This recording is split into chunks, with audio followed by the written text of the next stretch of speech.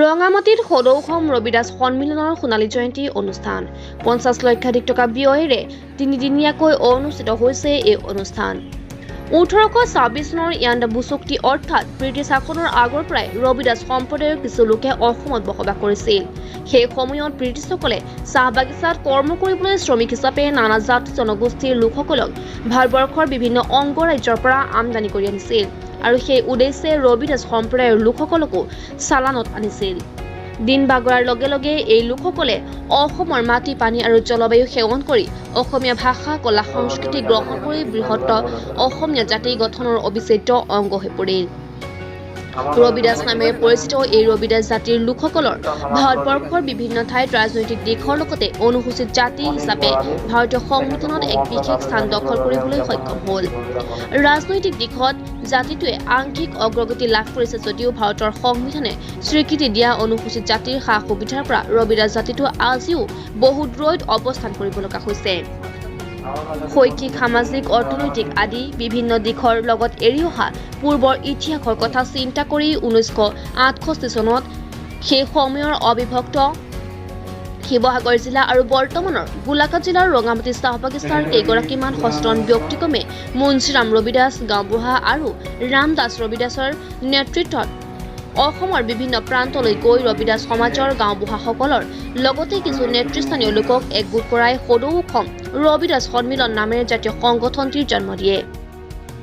১৯৬৮ চনতে জন্মগ্ৰহণ কৰা ৰবিদাস সন্মিলনখনে ২০১৮ চনতে ৫০টা বৰ্ষ পূৰ কৰিলে যদিও সেই সময়ৰ কোভিড-১৯ মহামাৰীৰ বাবে সোণালী জয়ন্তী উৎসৱটি নিৰ্দিষ্ট সময়ত উদযাপন কৰিব পৰা নগ'ল।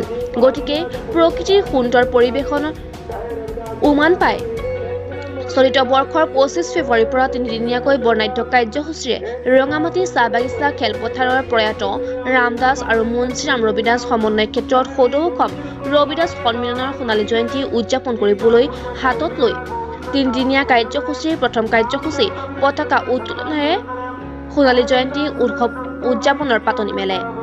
সদৌসম ৰবিদাস সন্মিলনৰ সভাপতি যোগেশ ৰবিদাসে সোণালী জয়ন্তী উৎসৱৰ মূল পতাকা উত্তোলন কৰাৰ সমান্তৰালভাৱে সোণালী জয়ন্তী বৰ্ষৰ লগত সংগতি ৰাখি কেন্দ্ৰীয় সমিতিৰ উপদেষ্টা, জিলা সমিতিৰ উপদেষ্টা, সভাপতি, সম্পাদক আৰু সমাজৰ গাঁওবুঢ়াসকলৰ দ্বাৰা ৫০খন পতাকা উত্তোলন কৰে। স্মৃতি তৰ্পণ কৰে সদৌ ৰবিদাস সন্মিলনৰ সাধাৰণ সম্পাদক ৰাজেশ ৰবিদাস আৰু সন্মিলনৰ প্ৰয়াত স্থিতিস্থাপকসকলৰ পৰিয়ালবৰ্গই। ইয়াৰ পিছতেই সদৌসম ৰবিদাস সন্মিলনৰ প্ৰতিষ্ঠাতা পৰিয়ালবৰ্গ, প্ৰাক্তন আৰু বৰ্তমানৰ বিষয়ববীয়াসকলৰ উপৰি বাদুলিপাৰ, ৰঙামাটি আৰু দেৰগাঁৱৰ ভালেকেইজন সাংবাদিকক সম্বৰ্ধনা জনায়।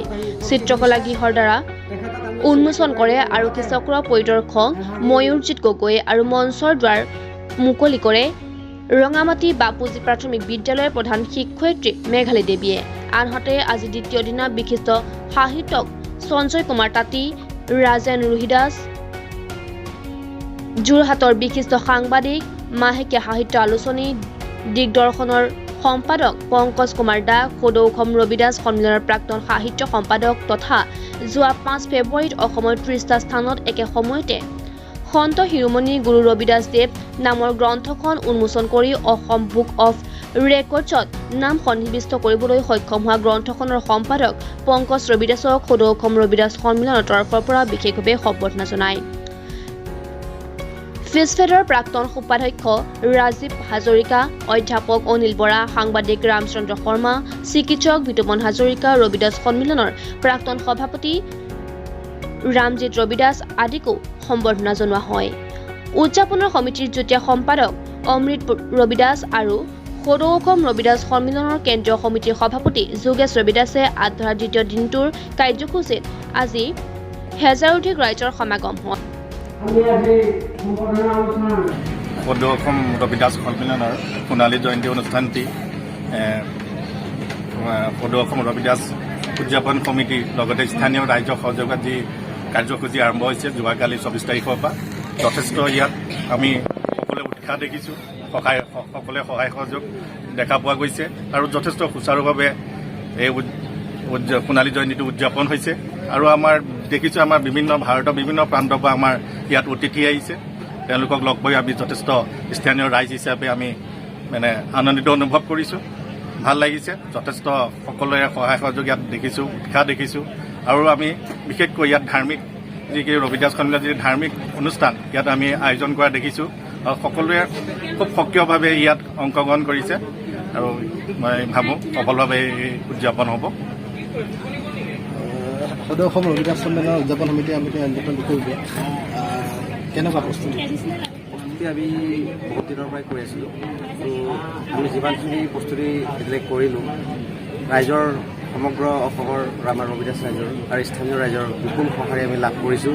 আৰু তেনেকৈ বিভিন্ন জেগাৰ বিভিন্ন প্ৰান্তৰ পৰা আমাৰ ৰবিদাস ভাইসকল আহিছে, যেনেকৈ হাৰিয়ানা, পাঞ্জাৱ হওক, শিলচৰ হওক, বিহাৰ হওক, এনেকৈ বিভিন্ন আৰু আহিছে। আমাৰ মহাৰাষ্ট্ৰ পুনেৰ পৰা আহিছে, তেওঁলোকে আহি আমাক যথেষ্ট সঁহাৰি আগবঢ়াইছে। আজিও আমাৰ দিল্লীৰ পৰা কিছুমান স্পেচিয়েল গেষ্ট আহি পাবহি, এয়াৰপৰ্ট পাইছেহি। আমাৰ প্ৰতিনিধিবৰ্গই তেওঁলোকে আদৰিবলৈ আগবাঢ়ি গৈছে।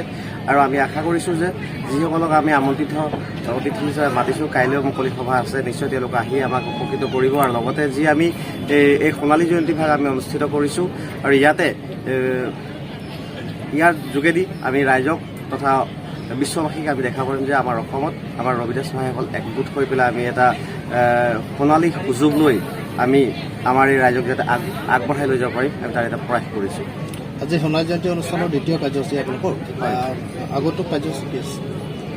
আমাৰ আগন্তুক কাৰ্যসূচী আজি আছে, আমাৰ ছাত্ৰ ছাত্ৰীসকলৰ কিছুমান কাৰ্যসূচী আছে, আৰু বিশেষকৈ আমাৰ বয়োজ্যেষ্ঠসকলক এটা আলোচনা ৰাখিছোঁ। আমি যিসকল বাহিৰৰ পৰা লোক আহিছে তেওঁলোকৰ লগত আমি আলোচনাত বহিম, আৰু বিশেষকৈ উঠি অহা প্ৰজন্মৰ যিবিলাক যুৱক যুৱতী আছে তেওঁলোকৰ লগত তেওঁলোকৰ ভৱিষ্যত নিৰ্ণয় লৈ আমাৰ বাহিৰৰ পৰা অহা যিসকল ব্যক্তি আছে তেওঁলোকৰ লগত আমি আলাপ আলোচনা ৰাখিছোঁ। আৰু নিশ্চয় ভাবিছোঁ আমাৰ নতুন প্ৰজন্মৰ যিবিলাক ছাত্ৰ ছাত্ৰী আছে তেওঁলোকে ইয়াৰ পৰা নিশ্চয় উপকৃত হ'ব বুলি মই আশা ৰাখিছোঁ। লোকে লোকাৰণ্য হৈ পৰিছে সদৌ অসম ৰবিদাস সন্মিলনৰ আজি সোণালী জয়ন্তীৰ কাৰ্যসূচী। ইতিমধ্যে আমি জনাত আপোনাৰ এখন গ্ৰন্থ গিনিজ বুকৰ ৰেকৰ্ড কৰিবলৈ সক্ষম হৈছে। গ্ৰন্থখনৰ গুৰু ৰবিদাস দেৱক লৈয়ে নিশ্চয় ৰচনা হৈছে, অকণমান থুলমূলকৈ কওকচোন। 1968 চনত জন্ম লাভ কৰা সদৌ অসম ৰবিদাস সন্মিলনৰ এই সোণালী জয়ন্তী আজি অনুষ্ঠান এই 3 দিন ধৰি অনুষ্ঠিত হৈছে। আৰু মই অতিকৈ আনন্দিত, কাৰণ সদৌ অসম ৰবিদাস সন্মিলনৰ এজন প্ৰাক্তন বিষয়ববীয়া হিচাপে মই ইয়াত উপস্থিত হ'বলৈ পাই আৰু উদযাপন সমিতিয়ে আমাকো সম্বৰ্ধনা জনাইছে। গতিকে মই ভাবোঁ 1968 চনত এই ৰঙামাটিতে প্ৰয়াত মুঞ্চিৰাম ৰবিদাস আৰু মুক্তিযোদ্ধা প্ৰয়াত ৰামদাস ৰবিদাসৰ নেতৃত্বত সবনেতৃত্বত এই সামাজিক অনুষ্ঠানটো গঢ় লৈ উঠিছিলে। আৰু তাৰ পাছতে গোটেই সমগ্ৰ অসমত জুৰি এতিয়া জিলা সমিতি, আঞ্চলিক সমিতিকে ধৰি গোটেই প্ৰসাৰিত হৈ পেলাই এক বৃহৎ সংগঠনৰ ৰূপত গঠিত হ'ল আজি। আৰু অসমৰ বিভিন্ন প্ৰান্তৰ লগতে সৰ্বভাৰতীয় সংগঠন ৰবিদাসীয়া ধৰ্মীয় সংগঠনৰ লগতো জড়িত হৈ পেলাই বিভিন্ন প্ৰান্তৰ পৰা লোক আহিছে। গতিকে ইয়াত সেই অনুষ্ঠানটো থাকিব পাই অতিশয় আনন্দিত হৈছোঁ। লগতে মোৰ যোৱা 5 ফেব্ৰুৱাৰী তাৰিখে যিটো আমাৰ সন শিৰোমণি গুৰু ৰবিদাস দেৱৰ জন্মোৎসৱ অনুষ্ঠান উপলক্ষে মোৰ এখনি গুৰু ৰবিদাসৰ ওপৰতে মই সম্পাদনা কৰা গ্ৰন্থ সন শিৰোমণি গুৰু ৰবিদাস নামৰ অসমৰ 30টা জেগাত সৰ্বমুঠ একে সময়তে উন্মোচন হৈছিলে। আৰু সেই গ্ৰন্থখন একে সময়তে উন্মোচন হোৱাৰ বাবে অসম বুক অফ ৰেকৰ্ডছত স্থান লাভ কৰিছে। আৰু মই সেই ক্ৰেডিটটো যে একে সময়তে অসমৰ বিভিন্ন স্থানত উন্মোচন কৰিব পাৰিলোঁ, সেইবাবে সদৌ অসম ৰবিদাস সন্মিলনৰ তেখেতৰ ওচৰত কৃতজ্ঞ হৈ ৰৈছোঁ। কাৰণ তেখেতসকলৰ সংগঠনৰ বিষয়ববীয়া বা জিলা সমিতিৰ উদ্যোগতে মোৰ গ্ৰন্থখনে সমগ্ৰ অসমত একে সময়তে উন্মোচন কৰিবলৈ সক্ষম হ'লোঁ। অৱশ্যে মই বিদেশতো চুবুৰীয়া দেশ বাংলাদেশ, পশ্চিমবংগ আদি বিভিন্ন ৰাজ্যতো যদি গুৰুজনাৰ জন্মোৎসৱ অনুষ্ঠান কৰে, আৰু মই সেই অঞ্চলসমূহত সেই জেগাসমূহতো মই গ্ৰন্থখন উন্মোচন কৰিবলৈ চিন্তা কৰিছিলোঁ যদিও সময়ৰ নাটনি হোৱাৰ বাবে যিহেতু সময়টো নাপালোঁ বা আগতে কিতাপখন আগত উলিয়াব নোৱাৰিলোঁ, সেইবাবে অসমৰ ভিতৰতে গ্ৰন্থখন উন্মোচন কৰিব লগা হ'ল।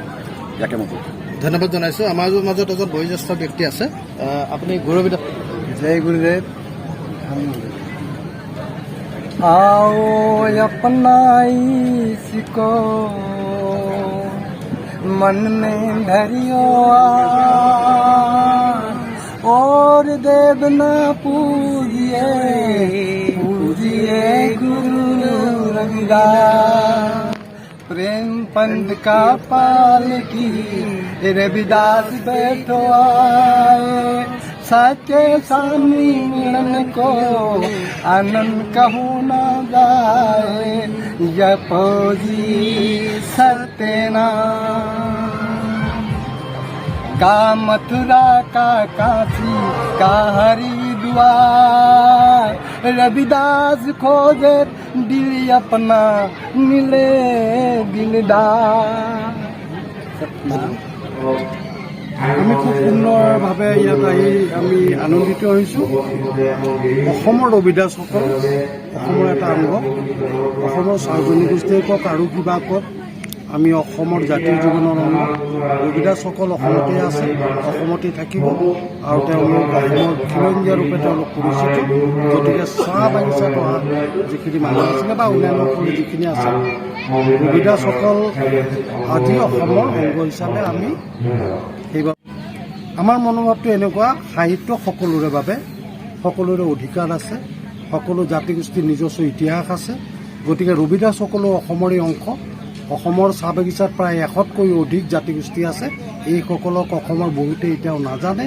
গতিকে ৰবিদাসসকলৰ ওপৰতো আমি কিছু পঢ়া শুনা কৰিছোঁ, অন্যান্য জাতিৰ ওপৰতো পঢ়া শুনা কৰিছোঁ আৰু এইসকলক অসমৰ এটা অংগ, অসমৰ একোটা জাতি হিচাপে আমি ৰবিদাস সন্মিলনীৰ দায়িত্ব আছে আৰু আমি আশা কৰিম আগন্তুক দিনত আজি ৰবিদাস সন্মিলনে যিটো বৰ্ষত উপনীত হৈছে আৰু জনগোষ্ঠীটোক যিটো দিশত উত্তৰণ ঘটাইছে তাতকৈ আৰু অধিক বিকাশ হওক এই আশা। আপুনি জাতীয় মহাসভাৰ উপস্থিত হৈছে, শোণিতপুৰ জিলাৰ পৰা আহিছে, আজি অনুভৱ কেনেকুৱা? নাই, আজি খুব ভাল লাগিছে। চাওক, আজি আমি চাহ জনগোষ্ঠী জাতীয় মহাসভা হিচাপে মই শোণিতপুৰ জিলাত কাম কৰি আছোঁ, কিন্তু আজি ইয়াত আহি এনে অনুভৱ হৈছে যে জাতীয় মহাসভাত প্ৰায় 107-8টা জাতি জনগোষ্ঠী আছে, কিন্তু ৰবিদাস সমাজ আজি ইয়াত কিন্তু ব্যক্তিকৰণ হৈছে। কাৰণ ইমান ধুনীয়া পেণ্ডেল সজাইছে, ইমান দূৰ দূৰণিৰ আলহী নিমন্ত্ৰণ কৰিছে আৰু তেখেতসকলক যেনেধৰণে আদৰণি জনাইছে তাৰ কাৰণে আমি গৌৰৱ অনুভৱ কৰিছোঁ আৰু আশা ৰাখিম তেনেকুৱা প্ৰত্যেকটা জিলাত ৰবিদাস সমাজ হওক, ৰবিদাস সমাজৰ যেনেকৈ আগতে কৈছে শৈক্ষিক সামাজিক উত্তৰণ হওক আৰু আমি অসমত একলগ হৈ যদিও সমাজবিলাক কাম কৰিছোঁ, কিন্তু সকলোৱে কিন্তু একগোট হৈ একলগ হৈ একত্ৰিতভাৱে কাম কৰি আগবাঢ়ি যাব লাগিব। তেতিয়াহে আমি অসমত আমাৰ জীয়াই থকাৰ বা আমাৰ যি প্ৰাপ্য অধিকাৰ বা আমাৰ যি সংগ্ৰাম আছে তেতিয়া অসম চাহ জনগোষ্ঠীৰ সাহিত্য সভাৰ আৰু আজি আহি ইয়াত সঁচাকৈ ভাল লাগিছে।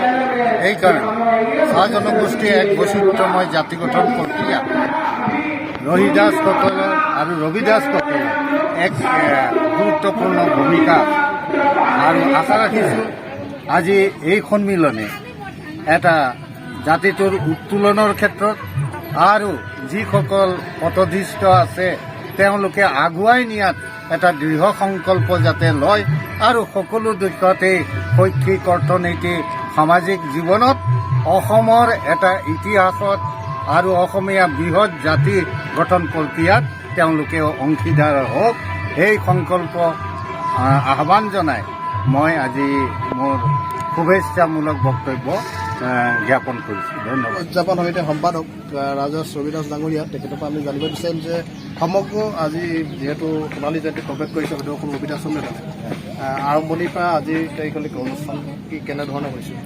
এক সুন্দৰ অনুষ্ঠান বুলি ক'ব লাগিব।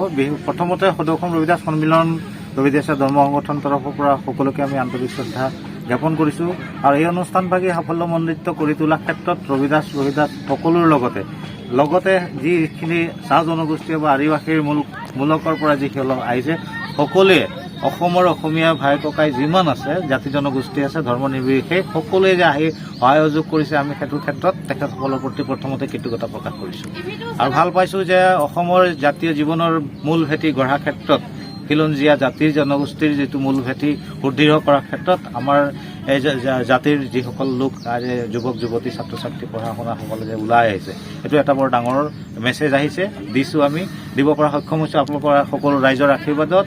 আৰু আনহাতেদি আৰু এটা সুন্দৰ কথা আছে যে অখিল ভাৰত যিটো ৰবিদাস সংগঠন, এতিয়া আন্তঃৰাষ্ট্ৰীয় পৰ্যায়ৰ সংগঠনলৈ ইতিমধ্যে ৰূপান্তৰ হৈছে। 2010ত মানে গঠন হোৱা অখিল ভাৰত ৰবিদাস ধৰ্ম সংগঠন ইমান ক্ষিপ্ৰ গতিত গৈ পেলাই গোটেই ৰবিদাস মানুহ বা ৰহিদাস মানুহসকলক এটা মঞ্চত আনি পেলাই যাতে থিয় কৰাব পাৰিছে গুৰুজনাৰ আশীৰ্বাদত, সেইটো আমাৰ আজি তাৰিখত আটাইতকৈ আনন্দৰ বিষয়। আৰু বিশেষকৈ অসম আৰু এটা বিশেষকৈ স্পষ্টীকৰণ আমি দিব বিচাৰোঁ ৰাজহুৱাভাৱে যে অসমত যিসকল ৰবিদাস বা ৰহিদাসসকল আছে অৰ্থনৈতিক দিশত বা চৰকাৰী যিখিনি লেনদেন আছে তাৰ পৰা কিন্তু সাংঘাতিক ধৰণৰ তেখেতসকলক অন্যায় কৰি ৰখা হৈছে। এই অন্যায় কৰাৰ ক্ষেত্ৰত কম বেছি পৰিমাণে আমাৰো ক'ৰবাত ভুল ত্ৰুটি আছে, সেইটো বেলেগ কথা। ক'ৰবাত আমি হৈ আছোঁ সেই তেনেকুৱা ধৰণৰ কথাটো এটা বেলেগ কথা। কিন্তু চৰকাৰে একেবাৰে ইয়াত আমাক গুৰুত্ব দিয়া নাই। কাষ্ট চাৰ্টিফিকেট ইছ্যু কৰাৰ ক্ষেত্ৰত আমাক অন্যায় কৰিছে। শ্বেডিউল কাষ্ট বৰ্ডৰ সাংবিধানিক যিটো ৰাইট আছে তাৰ পৰা আমাক ডিপ্ৰাইভ কৰি ৰখা হৈছে। এইটো বিভিন্ন ধৰণৰ এইবিলাক সমস্যাৰ সন্দৰ্ভত আমি ইতিমধ্যে অসম চৰকাৰক অসমৰ মুখ্যমন্ত্ৰীক 2-3বাৰকৈ এপ্ৰ'চ কৰিছে উইথ মেম'ৰাণ্ডাম 12টা দাবী লৈ পেলাই। আৰু আজি তাৰিখত আকৌ আৰু এটা মেছেজ দিব বিচাৰিম যে অখিল ভাৰতীয় ৰবিদাসীয় ধৰ্ম সংগঠনৰ নেতৃত্বত সুখদেৱ মহাৰাজীৰ নেতৃত্বত তেখেতে দিল্লীৰ যিখন নেশ্যনেল চেয়াৰমেন শ্বেডিউল কাষ্ট কমিশ্যনৰ তেখেতক নিমন্ত্ৰণ কৰা হৈছে আৰু তেখেতসকলে আজি অহা কথা আছে।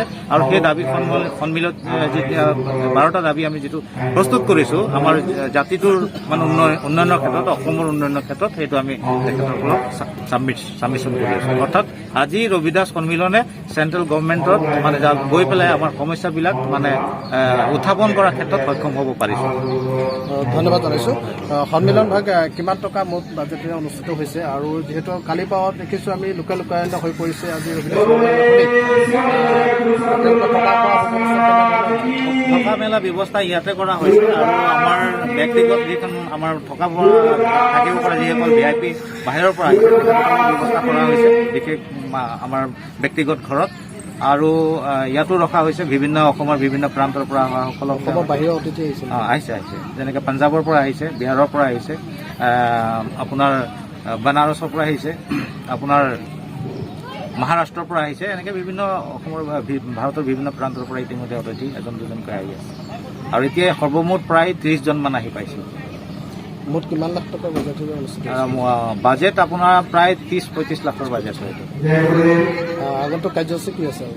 কাৰ্যসূচী আজি আপোনাৰ ছাত্ৰ ছাত্ৰীসকলৰ বা ইলোৰা বিজ্ঞান মঞ্চকো আমি আমন্ত্ৰণ কৰিছোঁ। বিজ্ঞানে আজি কি কয়, ভগৱানৰ পিছা কৰি আমাৰ সমাজে কিমান পিছ পৰি আছে, প্ৰকৃত ভগৱান স্বৰূপটো কি, এইখিনি কথা আমি ৰবিদাসীয় ধৰ্ম সংগঠনৰ যোগেদি আৰু ইলোৰা বিজ্ঞান মঞ্চৰ যোগেদি আমি অলপ হাদিল কৰি ৰাইজক যাতে আমি এটা জেগা ৰাস্তা পথ দিব পাৰোঁ তাক আমি মানে চেষ্টা কৰিছোঁ।